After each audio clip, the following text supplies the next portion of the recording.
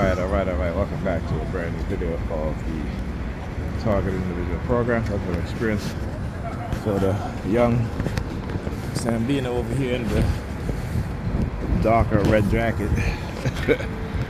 You know, one of the, like I said, they always said like a main perp on the bus, on the train, or wherever I'm going, wherever business establishment I'm going, whatever restaurant I'm going at, whatever shows I'm going at, what have you, they will always send one main perp, right? And that main perp will be surrounded by other actors. Okay? They will be surrounded by other actors, and they will feed off of her or him. In terms of what it is that they do, the hand signals, and other things that they'll do in terms of targeting me. Okay? You're looking at my shoes and looking at the Great Beagle. Oh, now you're going to get in there? Oh, yeah, I'll get in there now. You've been standing there all this time. The use of the color with females, the transference of anchors, right, and triggers, that's to say, the transference of anchors, right? This is what it is that they do. And they'll make very subtle movements or movements that may look natural, but it's not. See, she didn't want to get in the van, in the car. She didn't want to get in there. It's just the action. And as I walk by, she's looking down at my shoes. Alright, so what shoes am I wearing today? What boots am I wearing today? Alright, that's the boots I'm wearing today. Like I told you, when I wear certain shoes, it's what they do. When I wear my green boots though, they don't do it, but I do it. I look down at my boots. Particularly when I wear my green boots. Because I know they don't look down at my boots at all. Like I said, certain colors, you know, they use it in a certain way, and I use it in another way. Right? I use it to counter what it is that they do. Right? So they themed this morning because again, they can't shut me up. Right? They can't manipulate me to silence myself or to isolate myself. You know what I'm saying? So they go back to their drawing board, you know, to attack me again, you know, to plot and plan. But this is who they are, retaliatory in nature.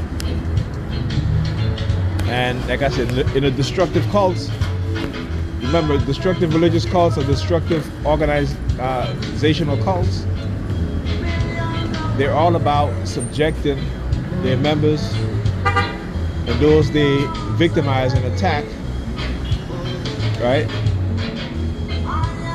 to some form of suffering and to some form of extortion, whether it be sex or money, right? That's the hallmark of a cult, of a destructive cult. One whose leaders are bent on control, manipulation, deception, abuse, right? And ultimately, to enrich themselves, right? But even today, like I said, because they understand our human mind, particularly they understand the minds of black people, right? And you go and you read. Now you're going to read, but you go watch the film, the experimental film called The Rat Utopia,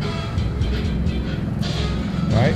Like I said, it's one of the, you know, Dr. Frances Cress Wilson was the one I first heard mention that experiment. She talked about the Rat Utopia experiment and how that was done in the 1950s or 1940s, 1950s, I believe. Right before you had the influx of black people being pushed into public housing, right? That was abandoned by whites because they were given grants to buy houses in the suburbs, right?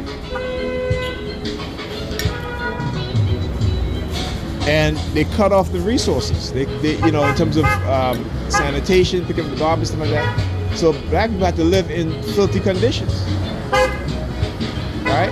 And the mindset that was created within black people because of this. This is where redlining comes in. Redlining, right? Putting black people in cities, in ghettos, public housing, denying them the resources.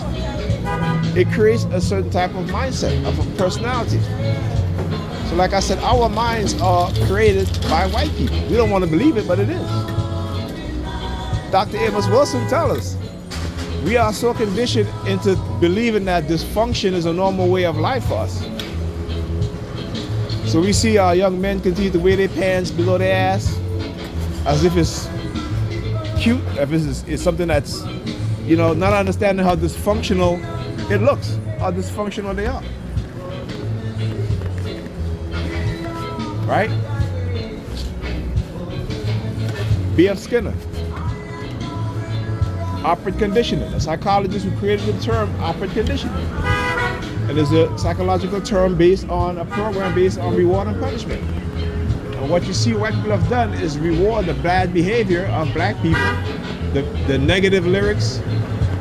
These rappers get millions of dollars, get contracts, but all the rappers who are speaking truth to power, speaking about the condition of black people, they're ignored.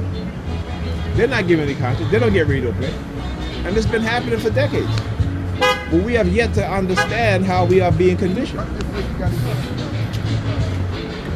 Right? We have yet to understand that our personality is not shaped by us.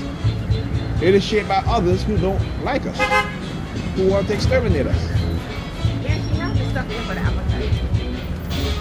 If you are not thinking with your African mind, you are a white supremacist. Simple as that. Because everything that you do will be to destroy your own people, including yourself. Right? The monetary reward that you may get is only temporary. Right? These rappers, what have you, with their money, that shit is only temporary. When they die, their children go right back into poverty. I'm not saying that. You go look at the statistics. Wealthy black people who die and pass their money on to their children, within a decade or two, their children become poor again. Okay? Do your research. Understand what's going on. Get out of the damn churches and spend time with your family. Learn about your history. Except they're out here doing shit like this. Talking to people. Using psychological manipulation. So, the NYPD. Or the traffic division now.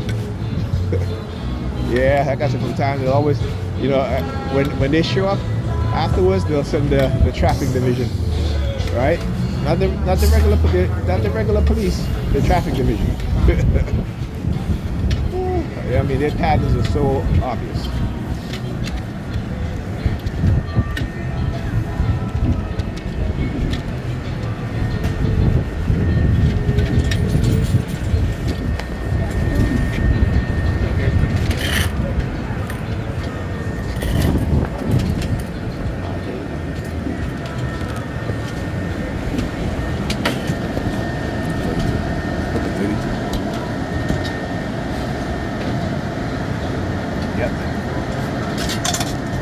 That's why the NYPD traffic division said there's in the regular car.